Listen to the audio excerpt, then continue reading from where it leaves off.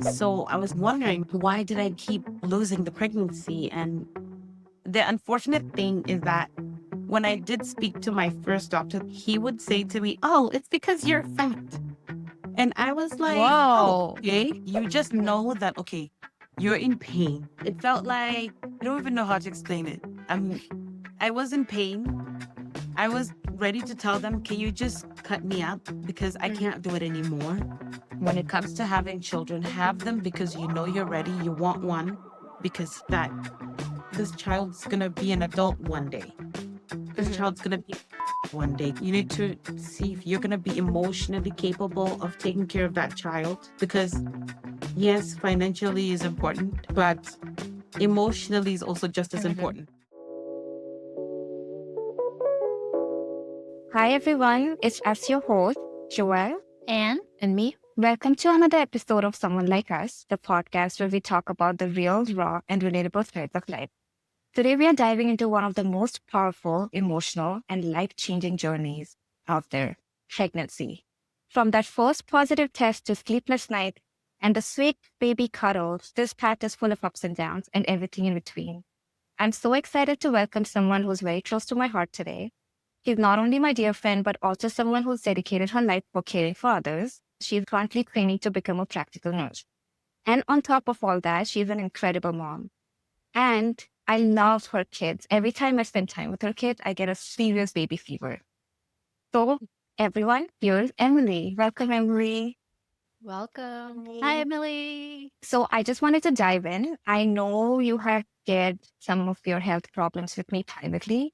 My very first question I wanted to ask was when you were beginning to think about pregnancy or becoming pregnant, how was it for you? First, what happened was it was actually kind of like an oops moment that happened. Mhm. Mhm. So I wasn't even planning to have a baby, but then later on, when I did find out that I was pregnant and I was kind of like feeling scared and nervous, and I started to become happy and accepting the pregnancy, just for me to end up having a miscarriage. So it was like a spontaneous miscarriage. So from that day on, I was feeling like I was unfulfilled and I was just feeling sad and I just wanted to have a baby. So we tried for about over 2 years before it did happen. And then eventually I consulted my doctor and I told them, okay, this is what happened. And, she already knew my history. So she referred me to a fertility specialist. They helped me and they did an investigative cycle and they would just kind of like see how my body was doing. And because I've got PCOS, that made Mhm. things even more difficult. So I would sometimes, even if I did get pregnant, I would end up having a miscarriage again because also I had a hormonal imbalance. And then Mhm. eventually I did get pregnant with my first son on my second cycle of trying to get pregnant, which was sometime in January of 2018. So I know exactly like what day, what time, where I was when I got Oh, pregnant because I was like keeping track of everything like clockwork. yeah. It's so weird because I also have PCOS and I've talked to Emily about it as well. Like, it's so nerve-wracking as a female to have like hormonal issues. And then if you really want to be pregnant for that time, you really have to go to a specialist and, work really hard to get there. So yeah, thank you for sharing that. That's so real. It's so traumatic. And the fact that you went through this, I feel like it deserves a different kind of conversation. If you don't mind us asking, and if you don't mind sharing, how many miscarriages did you have before you end up being pregnant? I had two miscarriages. So the first miscarriage, I was about 7 weeks. I had just found out that I was pregnant. I wasn't even planning for this one. And then the second miscarriage happened at 9 weeks. I also had just found out that I was pregnant, but then when I found out I wasn't even at home, I wasn't near my doctor, and I wasn't trying with my fertility specialist at that time. It was still kind of like, natural. Everything was just still spontaneous, and we were trying to just make things fun, because eventually it became kind of like a chore. Mhm. So at that moment, I found out that I was like 9 weeks pregnant, and then within a week, I lost the pregnancy again. So I was wondering, like, why did I keep, losing the pregnancy? And the unfortunate thing is that when I did speak to my first doctor that I had before, he would say to me, "Oh, it's because you're fat." And I was like, "Oh, Whoa. okay." So, and he just told me that I had PCOS because I was overweight. So I do understand that, when you have PCOS, you do become overweight. But I actually did try to lose weight a lot, and it's been like an ongoing thing for me, trying to lose weight. So I was like, okay, I got to change the doctor. We moved and then we changed my That's doctor. crazy. And Yeah. yeah, and then my next doctor, she was very, very supportive. She was always so helpful. So when I did go to the doctor, they found out that I was actually not producing mature eggs. So when I came to the point where I'm supposed to produce the eggs, I'm producing eggs, but they're not growing properly. So when they're not like properly matured, when they fertilize, eventually you will have a miscarriage. And my thyroid was low, so that hormonal imbalance had to be kind of like fixed before I did become pregnant. So you have to fix your hormones first. And then, when you do try to get pregnant, eventually when you fertilize, at least something will stick. Right. So, sorry, can you explain what's PCOS short for? I'm not aware of this So symptom. PCOS is polycystic ovarian syndrome. So you don't, you produce more testosterone in your body. Like, so we're women. We're not supposed to be producing that much testosterone. Sorry. So we're supposed to be producing the estrogen, progesterone, and all the other hormones that we need. But instead of us producing enough of those hormones, we're producing excess amount of testosterone. So that's why you would see somebody with polycystic ovarian syndrome, most of them, they would even have facial hair. And sometimes you won't be able to, like I said, you won't be getting regular cycles, a regular period, all that stuff. That won't be happening for you. You're not like, maybe so okay, so you're not getting regular cycles, you're gaining weight without even trying. So all those things come into play. Wow, I wasn't aware. That's very interesting to know. It's not curable, right? Like this is something you just like have to live like your whole life with, as far as I understand. Yes. Yeah. So it's something you have to manage by yourself. So weight management, diet, and exercise, things like that. Wow. Yep. It's getting very Yeah. common also in women. I've heard so many women getting PCOS or PCOD and stuff like that. It's just hormonal imbalance. And yeah, it's really hard to think about pregnancy if you have that. So you really have to work with your doctors to get that fixed. How do you find out that you have that imbalance in your hormones? I mean, you do Well, tests, I think. yeah, they do tests, but there's not like a specific test. That's the thing. So you go for a couple of tests, maybe a routine check to check maybe the testosterone levels. So what they've done for me in the previous years, they've done an ultrasound, and I don't think they see any visible cysts, but they can tell that you have it. I've never understood the condition myself still.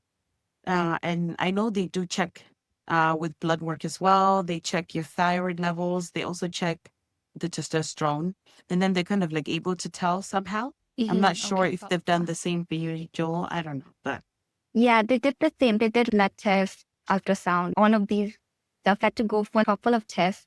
And then later they told me it's most likely PCOS. They can't really point it and be like, oh, you definitely have PCOS, but it's most likely PCOS. But all my symptoms were there. Like I was very lazy. I would feel lethargic entire day. I was putting on weight. I had a beard. I'm not kidding. I had hair everywhere on my chin. It was terrible. And then I really had to work on it. How did you prepare to be a mom mentally, financially, physically? oh, mentally, I felt like I was already there. I felt like because I couldn't get pregnant for so long, at some point, even when I would see people with their babies, I would have like a lot of baby fever. Like I couldn't even imagine my life without a child in it. So I felt like I was prepared, which till today, I still don't regret my decision. I was pretty young. I was actually 24. And by when I did end up having my son. So like which a lot of people would be like, oh, you can wait your this Yeah. time. But I just felt like I didn't have that much time because, when you're like younger, you plan. I'm going to have my kids at this age and I'm going Mm-hmm. to do this. I'm going to Yep. do this. And I had done that. I had said, I'm going to have my children when I'm 22. I'm going to start having kids then. I should be done by the time I'm 30. Da, da, da. When 22 came past and I didn't have that baby. So I was like, oh, okay, what's going on? And I just felt like I'm supposed to meet some type of deadline. But Yep. so I felt prepared. And then financially, we did save quite a bit. Not much, because obviously we didn't know how much we needed. Mm-hmm. Because at some point, I just felt like from the time my son was born, I've always been broke Mm-hmm. because I'm like, I never have money. And I'm like, I used to buy stuff that I want. Like I would be buying myself clothes, bags, shoes, anything. And now I don't have that luxury to spare that money. I have to think about it and be like, okay, if I'm spending this on this, am I going to have enough for this? Because sometimes childcare needs extra money here and there. You're going to need diapers. And lucky enough, I had a baby shower where everybody gave me, I think I got a lot of stuff. I never had Mm-hmm. to buy clothes for him until he was 3. And I know a lot of people don't like to do this, but I did use hand-me-downs from my cousin. So I have a cousin who is about the same age as my son. They're like, they have a 1.5 year difference. And my aunt always used to give me his clothes. So he wore some of those clothes and I never had to buy until the boy started growing like bigger than my son, way bigger. My aunt was a very big help when it came to like baby clothes and stuff. She gave me almost everything I needed. Like I had so much clothes. I got, baby equipment that I needed. They gave it to me. I think I just had to buy myself a stroller and a car seat. So I did feel well prepared at some point. So that was good. By the time my second son, I still had stuff, but I had to still buy some more stuff because, car seats expire. So you got to buy another one. And I had already thought that I was done. So I got rid of some of the stuff. I'm never a person who's like, oh, I got to get the newest thing. Oh, I got to get a mom cozy. Mm-hmm. I'm not saying mom cozy is bad. I'm just saying they grow up so fast that you're going to feel like, okay, that $700 went to nothing.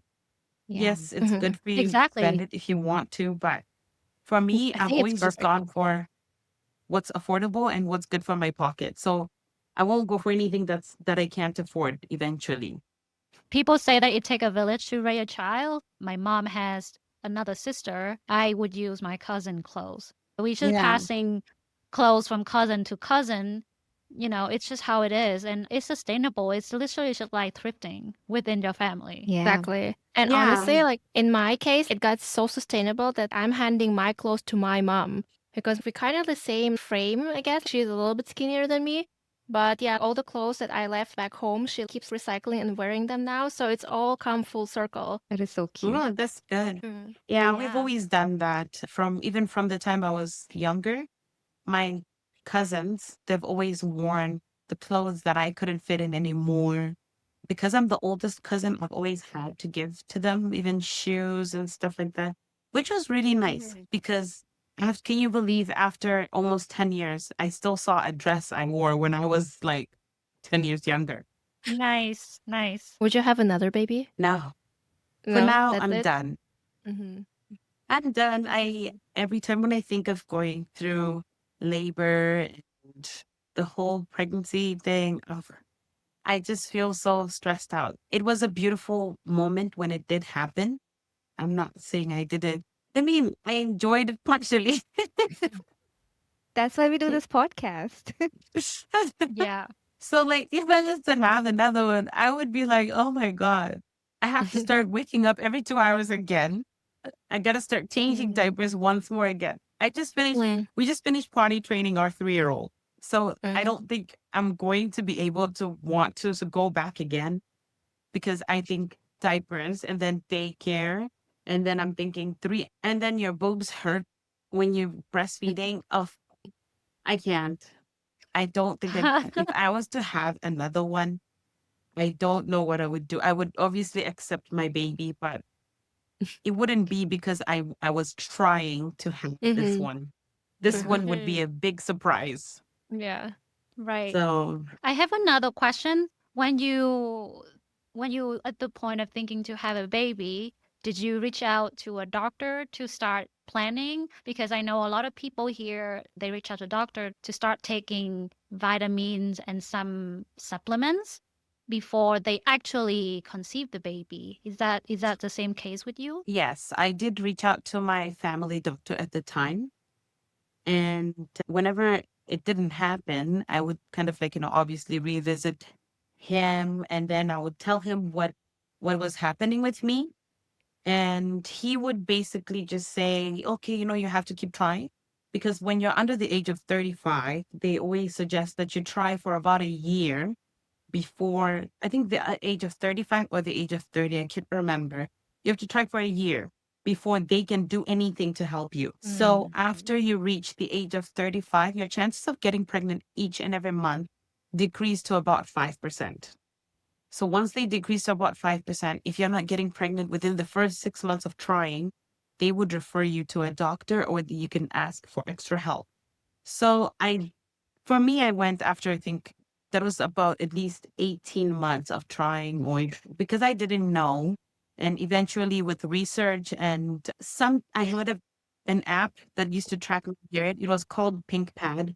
I don't think they still have Pink Pad anymore. So with Pink Pad, they used to talk and they would say, okay, this is what they've done. This is what you can do. They would give suggestions on stuff that you can do if you're trying. And they would talk about their own experiences, just like what we're doing. So when then I picked up on it and I was like, oh, okay, I can actually go to the doctor and I might get help.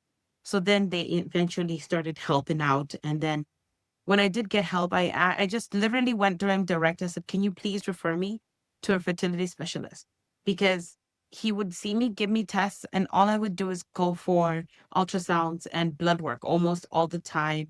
I was on prenatal vitamins. As soon as I started going to see my fertility doctor, God bless Dr. Michael, that was my doctor.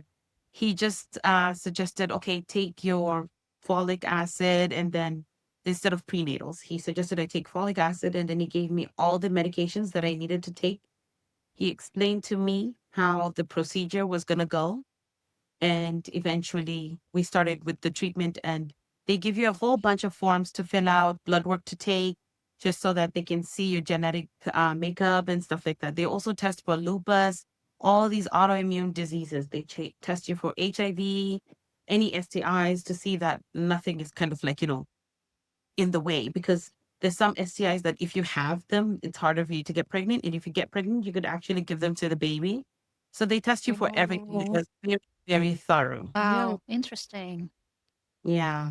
Wow, that's a lot of information. Yeah, and all the And I information. That's so interesting. If you don't go through it, you would never know, because I have been around people who would tell me that, oh, maybe they didn't know that they have to ovulate for them to get pregnant, or maybe they don't even know that you can get help and stuff like that. And I'm like, or maybe somebody would say, oh, I've been trying for this long, but it's not happening. And I'm like, hey, have you visited a fertility doctor? Have you done this? Have you done that? Some people have went to a fertility doctor. If you have a good family doctor, or if you have somebody to support you, or if you're able to like research and find out information, you had better chances of getting pregnant in the time that you, obviously not the time that you want, but you have a better chance of getting pregnant quicker than trying for years and years of trying. Because eventually when you're trying to have a baby with your partner for those amount of years, you're going to feel like it's a chore. Honestly, Yeah. it'll feel like, okay, let's do it. Let's Yeah. go. We have I'm 5 minutes now. ovulating, let's go. And, you're not even like trying your best. Like at that time, you just like, okay, and just make sure that I get fertilized somehow, Because now, even as you're doing it, you're not in the mood. You're not thinking about anything Yeah. else except Yeah. for that baby. You have a Yeah. specific Right. goal. It's basically a So job. it is. It becomes very difficult, and most couples won't even understand it until you go through it. You won't understand it, and it's very, very difficult to understand until you go through it.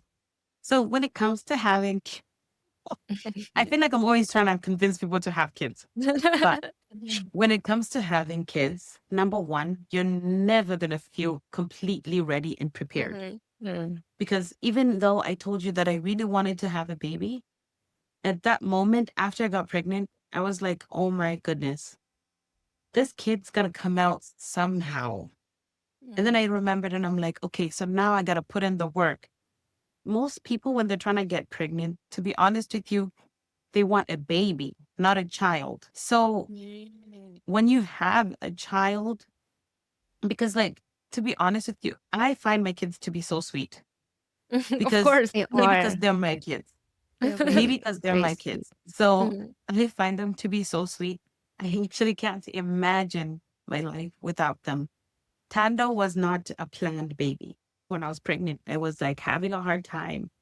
I would forget that I was pregnant. And I was like, why do I keep forgetting that I'm pregnant? I couldn't bond with my unborn child. As soon as he came out, I don't think I can ever imagine my life if he wasn't in it. He just made our lives so much more better. We were happy with Mtoko, even if he was gonna be just him. But now I feel like we're just happier. And he brings out so much of his personality. Like, yeah, he's challenging. He likes to bully all of us. It's like he's the boss at Oh. some point, but like he is so sweet. They're all so sweet. Yeah. Mhm. So like you would never Yeah. feel ready. And I'm not just saying that just Oh. convince you to have one. Mhm. If you feel like you're not gonna be able to give that child everything that they need, don't have a child just to have a child because somebody else wants you to. Yeah. Because you will resent that child.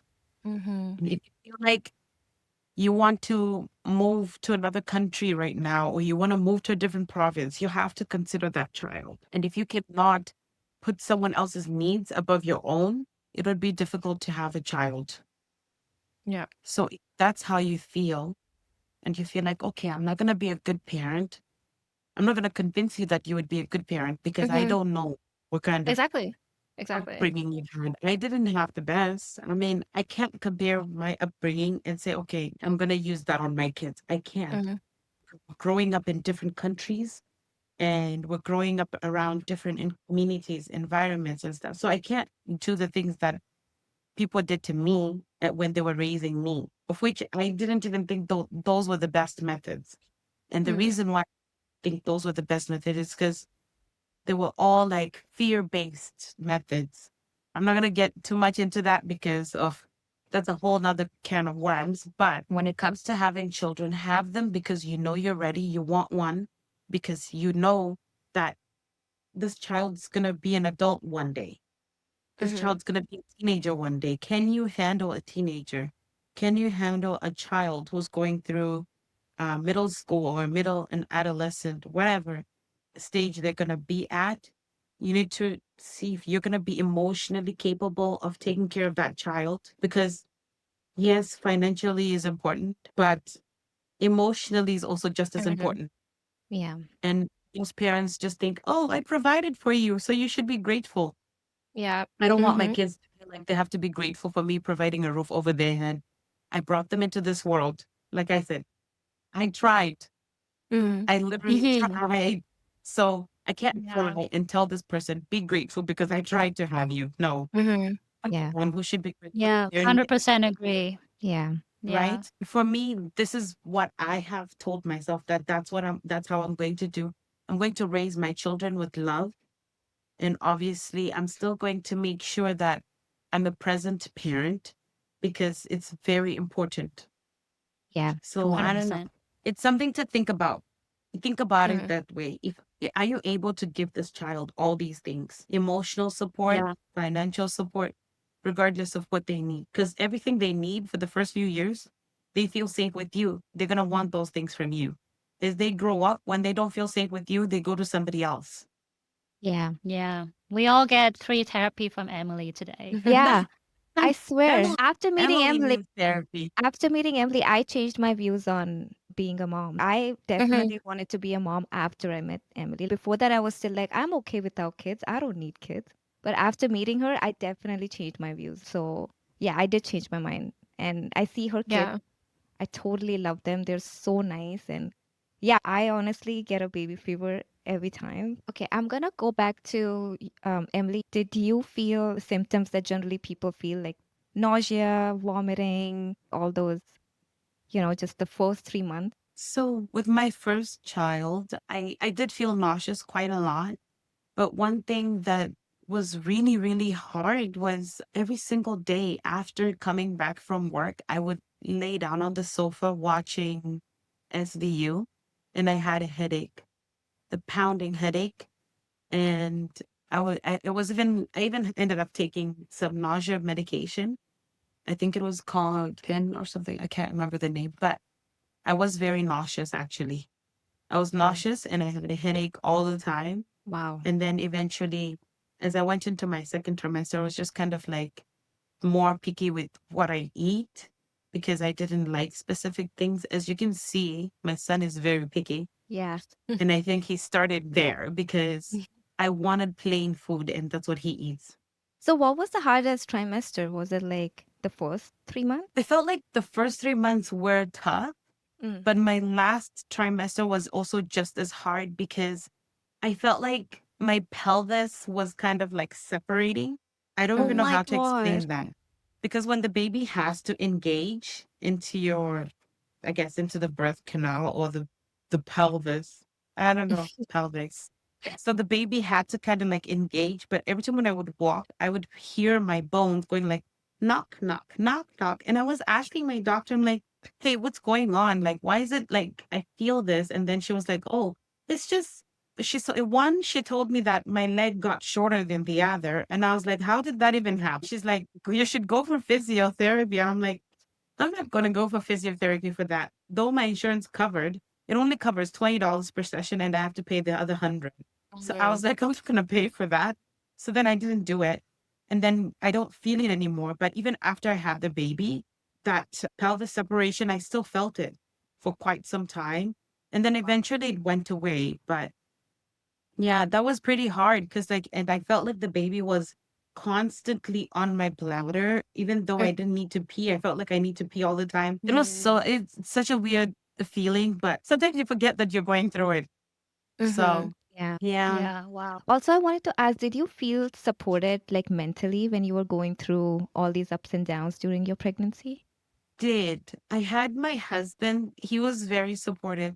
He's always so supportive with almost anything that I decide to do in life. If I decide to pick up Oh, another hobby, he's supportive. If I decide to pick up another career, he's very supportive. So even when I was pregnant, if I'm like cranky or if I want something, but I never really wanted much. I just didn't want people in my space. Like I didn't want somebody just touching me all the time. And like my husband is a very touchy-feely person. He loves like, hugging, he likes touching. And I mean, he gave me my space when I told him I needed my space. But even when I had my doctor's appointments, he went with me to almost every one of them.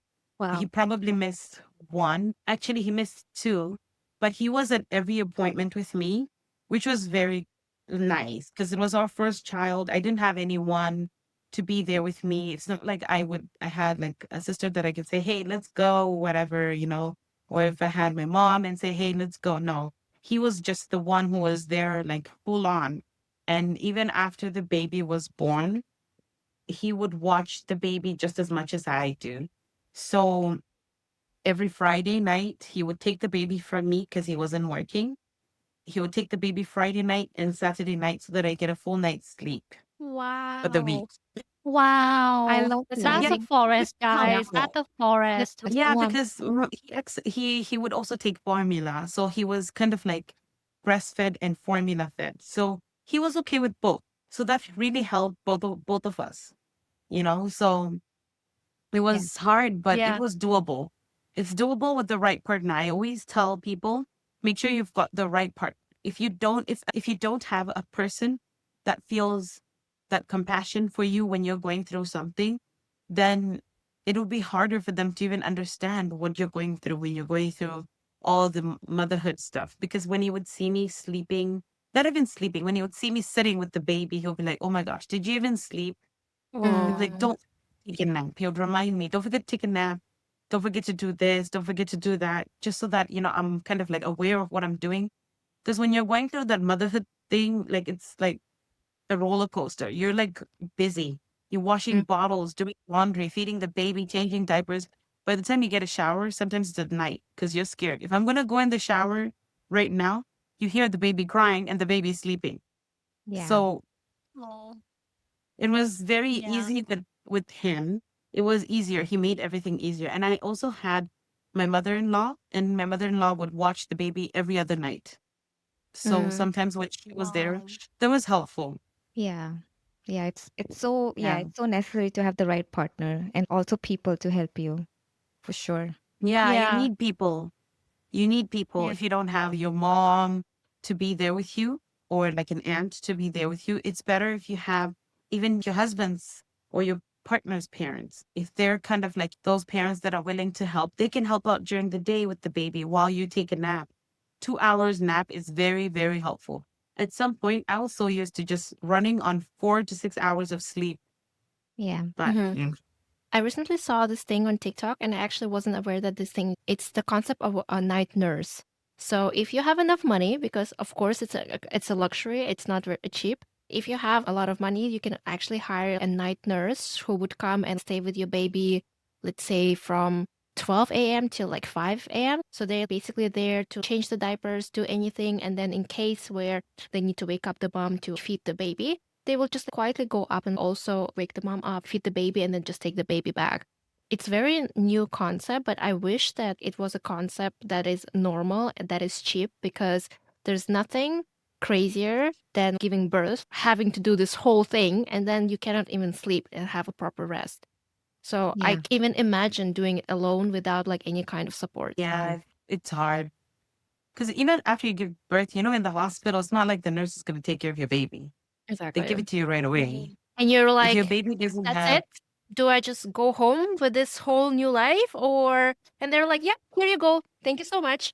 And then the fact that every time, let's say if we want to drive, we have to study for it, we have to prepare for it. And then with the babies, most of the time people just like, oh, okay, we're having a baby. And then you deliver the baby, and then like, okay, that's it. Go home. Good luck for you. So I feel like that is a little bit crazy for me. It should be studied in school. There should be courses that is like widely available and kind of teaching everyone how to be a husband during pregnancy, how to support your wife during pregnancy, and how to prepare yourself for this crazy, crazy change of life. yeah, now they have books, but they also do have prenatal classes that you can take. It's Mm-hmm. just with work and everything, not everybody can do them. Yeah. Yeah. Yeah. But as soon as you have the baby, I'm like, nurse, ring the bell. Like, the baby needs to change it. They're just like, yep, that's all you. I'm like, oh, I didn't know that. You'll be Yeah. thinking that you're in the hospital, you're gonna get like, all the help. Most times they just give you your baby so that you already start taking care of your baby, you get familiar with it. If you don't know anything, you ask. But with the night nurse, like how would it work when it comes to like breastfeeding? They wake up the mom? Yeah, they either wake up the mom or they just prepare the bottle. And I only know it because I got so invested in this whole thing that I actually subscribed to these people. I'm not even planning to have a kid anytime soon, but I've subscribed to found two night nurses on TikTok, subscribe to them. And yeah, they basically prepare a bottle, maybe feed, and then they will clean the bottle. They will put it inside the Mm. whatever the thing is that like clears the bottles and stuff. It's very interesting that the fact that this concept exists, but I also heard that it's extremely expensive. Like Yeah. I It cannot even must imagine. be. Yeah, yeah, it is very expensive. Huh. It's for sure like a luxury. It's in Canada too. I actually not sure. I think those nurses were American, so I'm not sure if Canada has something like that. Then, well, Okay. I also wanted to ask, I know that all of us are in our 30s now. Emily, I wanted to ask you, what do you think? Does age really matter if you're thinking about being a mom, or do you think age is just a number when you feel ready, you feel ready? feel like it depends. So if you feel like, okay, I've gone to school, I've done everything with my career that I needed to do, and and if you feel settled, then it's okay. You can have your baby whenever you're ready. Which, like I said, most people never feel ready. Yeah. So, like for me, I had my child when I was in my 20s. I hadn't even like started pursuing my career yet, and now I have my children, but I'm starting to pursue my career. So now I'm juggling motherhood and career. Yeah. So if you know that, you want to have a career of some sort, just, do the career thing so that you can give your children, like, your full undivided attention. This is what I would suggest, of course. But life doesn't always go that way. Do it when you're ready, when you feel you're prepared and you can give your all. Because it won't make sense for you to say, okay, you know what? let me just wait. I'm going to do my career. Most careers, people are going to school for like 10, 12 years. By that time, you're aging and fertility is declining. Yeah. If you want to do it, just go for it. You're better off just go. For me, this is how I would have done it. That's why I always say I don't regret doing it at the age that I did do it because my children are growing. I get to see my children growing and I still have energy. My bones are not like, because my husband is a little bit older than I am. And he always says he wishes he had his children when he was a bit younger because he's like, oh my gosh, my body, he's like, my back hurts. And I'm like, what were you guys doing downstairs? He's like playing dodgeball with the boys because they're so energetic. So age does matter when it comes to like wanting to do certain activities and fertility wise. Yeah. Yeah. What do you think about freezing eggs? I know a lot of people, when they get older, they're anxious about fertility and stuff like that. Do you think freezing eggs is a good option? I think it's a good idea. I've never looked into it personally because, I already like I said, I had kids when I You was never younger. needed to, yeah. So, Yeah. yeah, I've never needed to do it and I've never thought of it as an option for me. But I think freezing eggs for people that are not ready is a totally good idea because it'll give you enough time to say, okay, you know what, I'm going to work on this and I'm going to be doing this, this, this. When you're ready, you go for it. And if you have the money, because I think you need money, you need to have enough money to obviously store your eggs somewhere, right? Right. Yeah. Yeah, yeah, it costs a lot of money. I don't think it's covered under any healthcare system No, I here. don't think so. I know the Yeah, only thing that is right. covered in Ontario is IVF, but I don't think they would cover like any other procedures. Right. Because it's optional. It's not like necessary medical procedure. It's just optional No. for you. Yeah. Yeah. And Emily, did you get a midwife when you were pregnant? No, I didn't have a midwife. So after I got pregnant, I would see my family doctor for my first trimester. And then when I was ready to be transferred, I went to an OB. It was a group of OBs in Milton. So you would visit, it's like, I think there were 9 OBs in one clinic. So they work in the same hospital at Milton. So whoever was on call is the one that helps you. So it's not like one specific doctor. Oh, So I had to each visit, I have to see a different doctor. That way I get familiar with the doctors on site so that if I do see them when I'm in labor, I'm not gonna be like, oh, who are you? You know, at least I would have somebody that I know. So it was like one male doctor who was an OB and the rest were all female. It was the male doctor that helped me with my first, and he was there when I had my second. And I also had like, it was 2 doctors when I had my second, a female doctor and a male doctor. So for me, I didn't have any Did you, problems. I wasn't selective. so did your family doctor refer you or you have to find them yourself? No, your family doctor would refer you. So you get referred just before you, I think just after you enter your second trimester. And I used to live in Milton. So in Milton, we just had the one group of doctors because Milton is quite a small town. right. Right. I see. Yeah. Okay. Now we have to talk about the scariest part of this whole entire journey, the labor. Oh, yes. So, which one do you want to know? I do have two. What the interesting for me is whenever I ask older generation, is it painful? Tell me everything, tell me all the tea. They always say the same thing. Oh, it was painful, but the moment I have my kid, I forgot about it. I forgot the pain. So I hear that all the time. I forgot the pain. And I want to know your opinion, Emily, because in my opinion, and again, I just the girl who hasn't even gone birth yet, you are literally pushing out through your body a whole human, like a life that is going out through there. And not only you pushing it out, but you also like carry it, but you literally pushing it out from one place that is that is not ready probably for you to push it out from.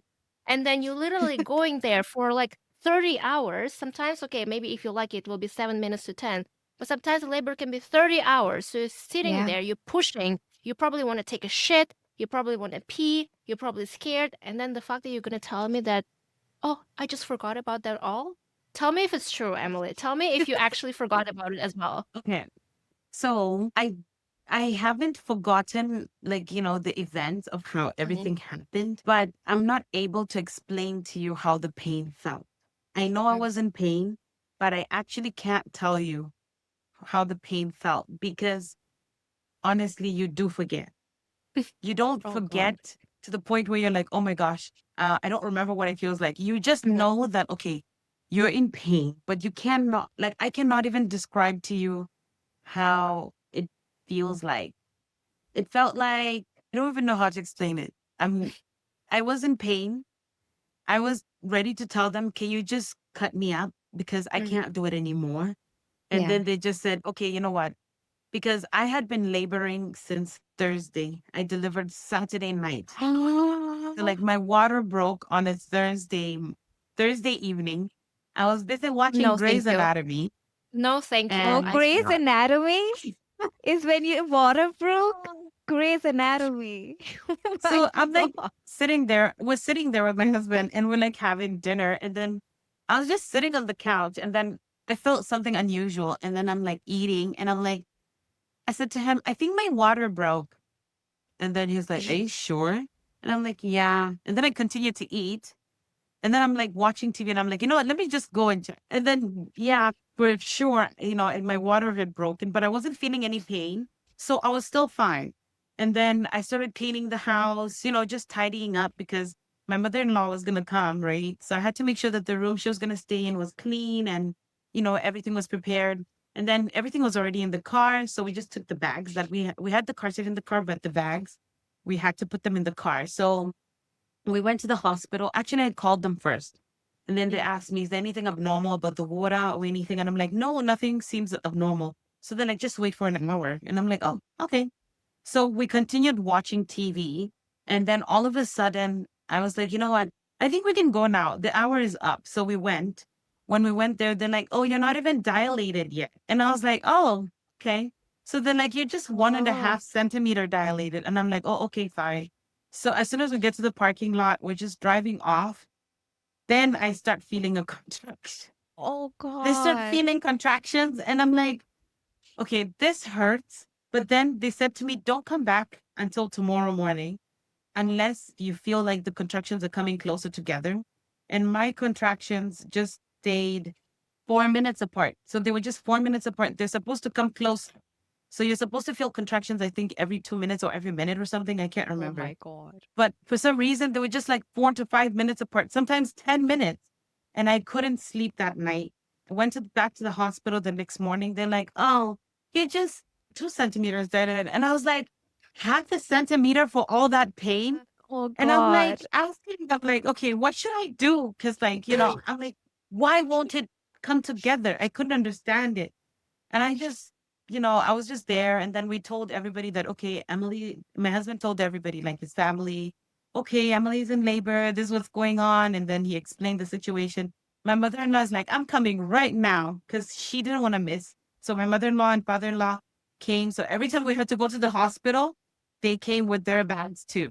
Wow. So they waited for him to be born. So, anyways, now we're Thursday morning. They send me back home all day. I'm just at home and I'm sitting on the couch. I don't even know what people were talking about. I know they were having conversations, but people having conversations around me, I was like irritated with everything. I couldn't even focus. It feels like when you have period pain, but times more than times 10. So it's Oh like times God. 20 of a period pain, but you feel it in your back and you feel it under your stomach.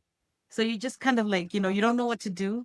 You're But feeling it, you're feeling it, but then, do you feel it in the area where it's coming from? Like, do you feel it in there? so I would feel it even in my stomach. Like Mm. you see my stomach, it will kind of like come together. It's like they're trying to gather something and then they come and then you see the baby's butt, but it's a contraction. You feel like the baby's butt.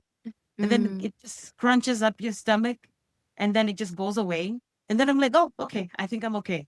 But then it kept coming, but then it would come in my back. So like you're feeling pain in different parts of your body and you don't know what to do. I wanted to cry and I didn't have the tears to cry. That's how Yeah. much pain I was in. Oh. If I can explain it to you better, I was in so much pain that I wanted to cry, but I didn't have the tears. Wow. But you So didn't take eventually, epidural, I'm assuming. You were just, Well, eventually they had to give it to me. So okay. now we're still in. When I went to Friday night, I was like, I'm in so much pain. They gave me morphine, and I felt like the morphine hurt even more than the labor pain. I couldn't do it. I was like, this morphine did nothing. I still felt pain. And then by Saturday morning, they're like, okay, just come in and we're going to induce you. So they tried to induce me and they couldn't find my veins. So they had to give me epidural first because I started asking, please, can I please have the epidural before you induce me? Because I had heard that when you get induced, the pain is more because you're getting like, the Pitocin and whatnot. It's like artificial, right? So it's more pain. So I was like, give me the epidural first, and then we'll do this. They're like, no, it'll be like doing everything backwards. And then I was like, okay, just do it. Try your luck. And they couldn't find my vein.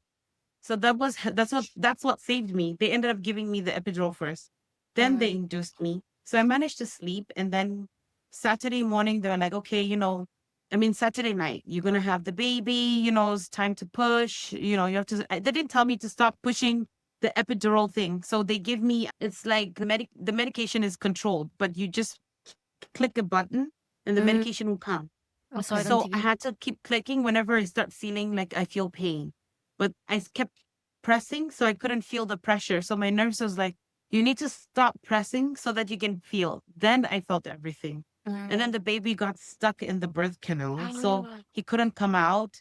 And then they took a vacuum and tried to pull the baby out with a vacuum. That's when I felt so Like a much pain. vacuum. Because The they're actual literally like vacuum. stretching you out. Tell Yeah, me it's if like it's a an actual vacuum. vacuum. So they vacuumed No, it's not. your thingy, basically. They It's a decided to medical vacuum your one. thing. That's It's a I medical crazy. think it vacuum. like covers the baby's head. I think it Yeah. covers the baby's head. I Yeah. didn't get to see it. It Yeah. covers the baby's head and then it pulls the baby. So like Damn. when the baby came out, but when they were pulling it out, I could feel everything because they told me to stop pushing the epidural. And I was like, no, I can't do this anymore. And I was like screaming and I was like, I can't do this anymore. And then they're like telling my husband to encourage me, but then he doesn't know what to do anymore because now he's just watching me be in pain. And then he's like, you can do it, babe. You can do it. And I'm like, no, I can't do it. And then I was like resting on the bed and I'm like, just let me go. Just let me go to the operating room. I know there's something better there. But they wouldn't let me. The nurse is like, okay, just one more try. And then my husband said, I think if you do one more push, it's going to be out. And then I was just like, okay, I'm going to give it my all. I just pushed and the baby came out. And then by the time he did come out, to be honest with you, I didn't feel anything else. I knew that I was in pain, but that pain was gone. Remember I told you I couldn't cry? The tears managed to come out. I started to cry with tears of Aw. joy. And then they gave me my baby. And he had a pinhead because, they vacuumed him. He looked like he had an egg head. So like by the time he came out, they just gave him to me. And then he was crying. And then he stopped crying as soon as they gave him to me. But everything else that they did after that, I couldn't feel anything else. And then within the next hour or two, I was walking about showing people my baby.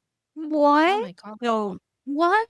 yeah, like I was like, oh yeah, let's go. Cause like I was like, I want to show you the baby. Let's go. Cause after the epidural wore out, I was like, oh, I can walk now.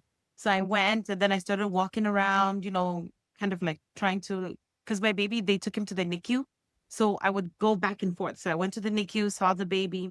But after the drugs wore out, I could feel everything actually. I was in so much pain. They Oh gave me God. medication, but the pain that I felt then, it was sustainable. It wasn't pain that I would be like, I'd rather be in labor again. No. So I was okay. Eventually, I started to heal and I started to feel better. So I did take Advil, I took Tylenol, but every time when they give me medication, I don't always take the full course because I always feel like I don't want to, overdose myself. But now that I'm starting to learn more about it, I'm actually learning that obviously, it's okay to take pain medication if you're in pain, right? Because I Yeah. was trying to be strong for my baby and I'm like, I don't want him to end up, taking some of my medication, but I didn't know any better then. But yeah, I think if you were to ask me, I had both. With my second son, it was an emergency C-section. That one, I didn't feel so much pain when they were like, obviously taking the baby out. But after, when I had to try and walk, I could feel the pain up to my chest. Oh my God. That's how Fuck. painful it was. for that one, it was so painful. Even anybody who would ask me which birth you should go for, try to do vaginal as much as you can. Because Wow. with the vaginal, I feel like you have better control. So if you Mm-hmm. get the epidural, you get the epidural. But if you don't, walk around. Try to find things to do to cope with the pain. I don't know. They always say hold the comb to distract yourself from other things. So I wish I knew all these things, but I'm starting to learn about it now because I'm hoping that one day, if I'm going to be a labor and delivery nurse, I can be a good support person for you as well. Okay. For Right. Yeah. sure. So Yeah. Did you be have like prepared. any tearing? Like, did I did. I had a first degree tear. mm. It looked scary, but it healed. But you didn't feel it basically, right? During the pregnancy? I'm assuming you felt it during delivery. I'm assuming you felt it after all these painkillers went away. Did you think about it? Was it important for you? Or is it something you're like, okay, like I already went through this already. I don't really care about tearing at this point. No, like after a couple of days, so like maybe let's just say day 2 or day 3, when everything has kind of like settled, you're still trying to learn to breastfeed your baby Mhm. and you're trying to kind of like heal and everything, you do feel so much more pain. I don't want to lie to you. You Mhm. still feel contractions because as the baby is breastfeeding, you feel the contractions as well. Oh, Wow. damn. So Didn't yeah, know so that. because your uterus is also contracting to go back to normal too, right? And Mhm. then, so I felt pain from that. And then my breasts were also like starting to bleed because he was sucking so much, right? As he's trying to suck, nothing is coming out, like not much is coming. So eventually, when he's like trying, he's like really trying. And a baby can suck. I didn't know babies can suck that hard Mm. because like it was painful. So I started to bleed. Even when I would pump, the milk was pink. Oh So God. you Gosh. have to make sure that you still continue. If you want to breastfeed, as much as you would bleed or you feel pain, just keep trying. Keep trying. Don't give up so quickly. And then the pain, the tear that you were asking me about, yes, I was actually like, at first, like it didn't matter to me so much. But eventually, as I had more time, like, when I would like, use the bathroom or something, I would Mhm. feel it. So like if you have to pee, it stings, obviously, Yeah. because it's kind of like, I guess, salty. And then Yeah. they give you a squirt bottle at the hospital. But I felt the pain. Like it was so much. I would cry in the bathroom sometimes. But later on, after a few weeks, you get better. Mhm. You start to feel better each day. Each day, the pain goes away. Mhm. It's not like this. When I tell you my story, it's not like this for everyone. Yeah. Mhm. I even said this to my friend. She was so worried about childbirth and everything. My experience will not be your experience. Yeah. And what I went through may not be the same. You might even go through labor and be like, oh, that's all, Mhm. So some people go through it and it's easy for them, and some people go through it and it's harder for others. So But that's yeah. why it's important. That's why it's important to hear all the stories where it didn't go as, as you thought it would be, right? So people Yeah. can be prepared because pregnancy is a scary thing and you can Mhm. die and you can die and your child can die. So it's not only Yeah. scary, like it's traumatic and then physically traumatic as well. So I feel like as more information we can have about how shitty it was, at least like you can be prepared. Because I know that for other people who really, really want to have kids, they will hear everything and then be Mhm. like, that's shit, that's scary, but I'm still gonna do it because I want to have children. So it's still very important for Mhm. them to be prepared. So thank you so much, Emily. That was really, really interesting. Yeah. You're welcome. Can I ask a very personal question? So after the labor, like, was your sex life different? Did it change? I feel like in the first few months, it definitely did change because, especially like, obviously the first time after you just had the baby and then, you had the tear, you had to get sewed up and stuff. When they sewed me up, I told them, don't do any extra stitches because I know a lot of people ask for the extra stitch. Mhm. But I actually definitely did feel a difference at some point. It wasn't like as enjoyable, I would say. And then Mhm. eventually, as you keep going, you obviously, like, it gets better. So Mhm. it's not like always, painful or like you feel like you don't want to do it. At some point, actually, you don't want to do it. You're so tired.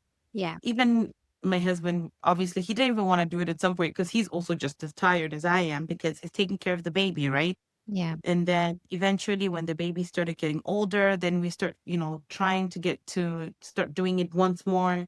And, you know, I wouldn't say it was easy to go get back to, but, you had stuff. Yeah. So it was like, Did you feel self-conscious because you deliver a baby, of course your body is different. And in some cases when people had again like all the means or like all the money, they get back to whatever form they had. But of course that is not available for other people. So did you feel self-conscious about your body after and even while having, fun time with your husband? Like was it on your mind? yeah, like most times I'd be like, "Ugh, my stomach is too big." Mhm. And even till today, sometimes it still does bother me actually, because Mhm. I never kind of like went back to like my normal size. So it's something that I'll be like, oh, what am I supposed to do about it now? Maybe if I was kind of like a person who would like to go on top or whatever, like I'm not gonna go on top anymore because I'm like, am I crushing him?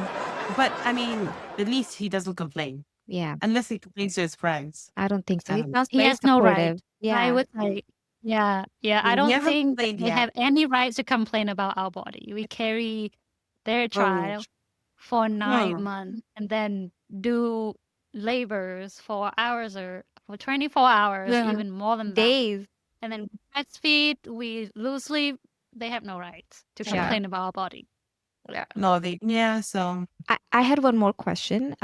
This is something yeah. that I have admired that you gave Tando and Togo traditional names.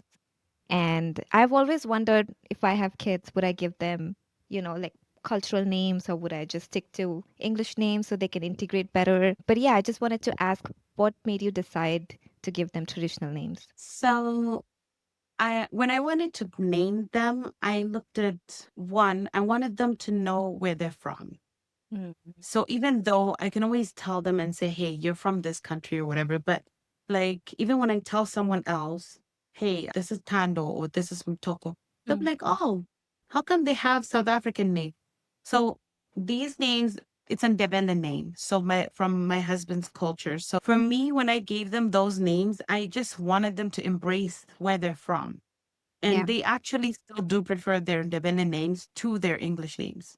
They prefer to be called Mtoko and Tando. Even when I tell Tando that he has an English name, he prefers his ethnic name. So I'm hoping that they'll continue loving their ethnic names. But for Mhm. me, it was an important thing for me for them to have their ethnic names, for them to still know where they're from. I don't want them to, not like I don't respect or like English names. They also have English names. They just Mhm. prefer those names. And this was a decision we made, both my husband and I, because we just liked it. Yeah. Mhm. It's so nice. What about you guys? I think I will definitely give like my child a Vietnamese name only because I'm petty. Because, my child is gonna have my husband's last name already. Like, what else do you want? Because my partner is white, so it's gonna be a white last name. And what you think I'm gonna give a white first name as well? There's no way. The only thing is, I think I will be more cautious on what kind of name to give because I have an ethnic name, I have very Vietnamese name, and when my parents gave it to me, they didn't think about where I'm growing up. They're just like, okay, my child is Vietnamese, we're gonna give a very Vietnamese name. So it was a struggle to be in Russia. So I did have like a Russian name instead. I didn't have like a Vietnamese name. I only started having it after I went to universities because I'm more proud of who I am now. So I think I will be more cautious about making sure that this Vietnamese name won't have any other meaning in English or won't sound very weird in English. But yeah, definitely a Vietnamese name. Even maybe a Vietnamese last name. I tried to convince my partner to take my last name instead. He Yeah. didn't. He didn't agree. He didn't agree. Yeah, Aw, he didn't agree. aw. People think, For us, I think I would definitely give the child two names. Mm. One Vietnamese name and the other is Western English name because my husband is Canadian. But for their last name, we're thinking about combining my last name and his last name. So Love I that. didn't change my last name after getting married because it's not a Vietnamese tradition. My mom still keep her last name. So when I moved here, people ask me, "What's your mom's maiden name?" I had no idea what maiden name is. Like no woman in Vietnam would change Yep. their last name Mhm. So yeah, I think with our future kids, we thinking about giving them our both last name, and then they will have Vietnamese name, they will have English name. But I have to make sure that the English name is easy for my parents, my Vietnamese parents to pronounce. And then their Well, Vietnamese name would be easy for my husband to call them. Mhm. Yeah, so that's our plan, to combine the two culture in our family. I've been thinking about using my mom and my dad names in their middle names, just to So cute. yeah, I really hope that they will embrace their ethnicity and their culture. That's really important to me. I already decided that I would just speak Vietnamese at home. well, It's amazing. Yeah, so they would learn. Yeah. Yeah. Yeah, it's What about you, Joelle? What's your plan? I honestly have no plans because my parents gave me an English name and also so confusing for me. Like, I don't know why they did that, but honestly, I'm in Canada, so I have no complaints. I think I would probably give them cultural names because Mhm. I just feel like I always missed out on it. I also wanted a cultural name. My sister has a cultural name and I just feel different and I don't want to feel different. Mhm. So I would definitely give them cultural names. Yeah. Lovely. And so, okay, last question for Emily. If you could go back and give yourself one piece of advice before starting this journey, what would it be? don't be in a rush. Our parents and how we Mhm. were raised, and how maybe obviously for some of us it wasn't the best way or what we would do for our children. Yeah. Try to make sure that you take what was good from when they were raising you. Mhm. Try not to look at the negative parts of what happened before, how they talked to you, and what you didn't appreciate about how you were raised. Obviously, it's easy to kind of like still see it that way and say, oh, you know what? They could have done a better job if they had done this. Remember, it was their first time being parents. Mhm. So have some compassion Mhm. for your parents, but also have some compassion for yourself too. It's your first time being a parent. Don't raise your children and say, oh, I don't want to do this. I don't want to do this because my mom did it this way. I don't want to do it this way. Mhm. Because sometimes you end up neglecting some of the things that you should be doing Yeah. Mhm. because your mom did it. You know what I mean? Because Yeah. I found myself doing this a lot. Like, oh, I don't want to be like this. I don't want to do this because this what happened to me and this what happened to me. And then I'll be like, oh, maybe I feel like I'm missing quite a lot of stuff that I should be doing. And then eventually you got to compensate, right? So I would say take your time, but not too much time. Yeah, I agree. You sound like my mom. Yes, because, a man can get a woman pregnant at Yeah. any time, Yeah. Mhm. but us, we can't. We can't get Mhm. pregnant anytime. We have a timeline. Yeah. After you hit a certain age, you actually just Mhm. can't. Unless if you do the egg freezing Mhm. Yeah, that's true. But yeah, this and was, pick Yeah. the right Wow. partner. yeah, true. So important. This was amazing. This episode is so warm and cozy and nice. Thank you Mhm. so much. Eye opening. Yeah. Thank you so much, Emily, for being on it. Oh, you're welcome. You just reminded us, how wonderful motherhood is. I knew after talking to you for the first few times that I wanted to be a mom. So I'm sure the listeners would also feel the same way. And to all the listeners, whether you're a mom or thinking about becoming one or just curious about the experience, we see you and we are grateful that you joined us today. And we'll catch you next time on Someone Like Us. Okay, thanks for Thank you, having Yay. me. Emily. Have a Thank wonderful you. night. Thank you.